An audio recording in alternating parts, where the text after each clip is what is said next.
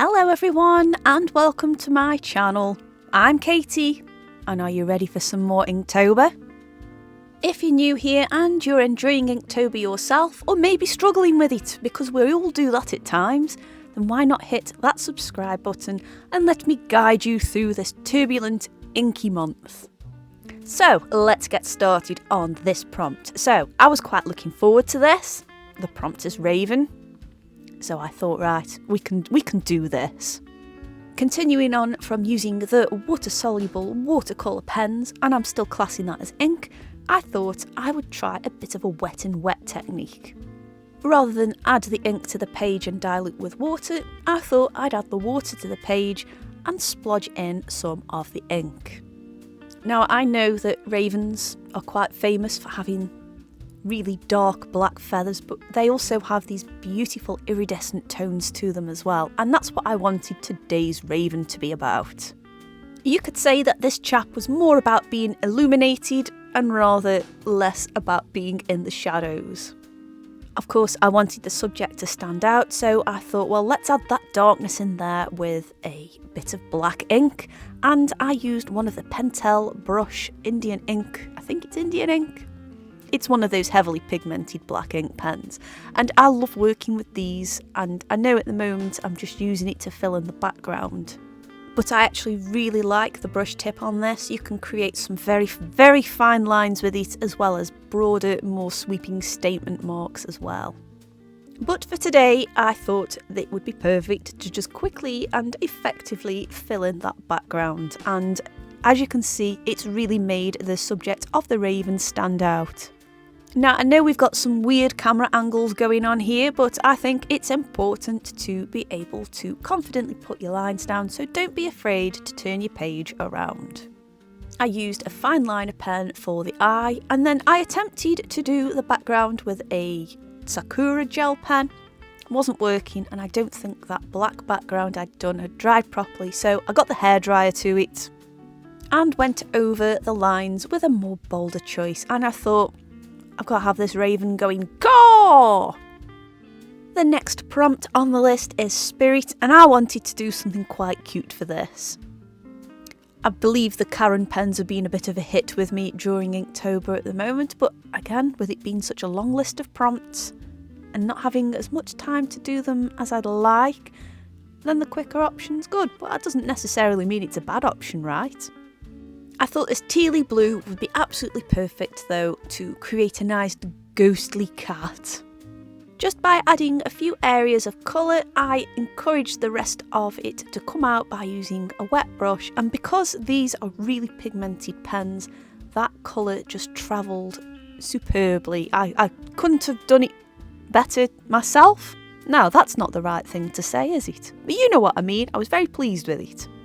I used a Faber-Castell Albert Drewer, you know the ones, watercolour pen for the background because I just liked the colour. And I must admit, I quite like the Karen pens better, but it did the job and it got that colour down just as I needed it to in preparation for adding another colour.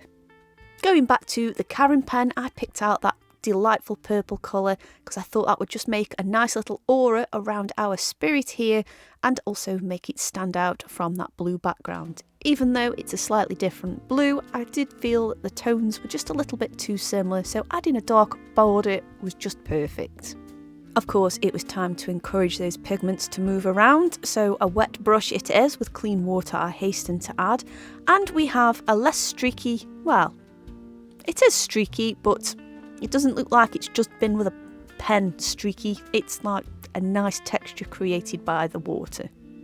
And that's so what I'm going to stick with. But I liked it anyway. Just added a nice border. You've got this loose background, and then for the border of our spirit here, it's a nice defined area.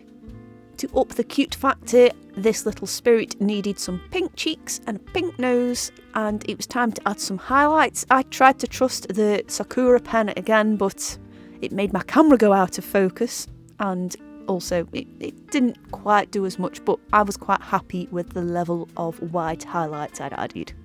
Oh, I do feel like I'm waffling on.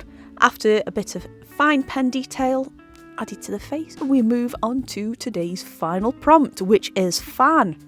Now, I was a little flummoxed as to what to do here. I was thinking maybe a peacock or, well, just maybe a peacock or maybe a fan to cool the air, like a desk fan.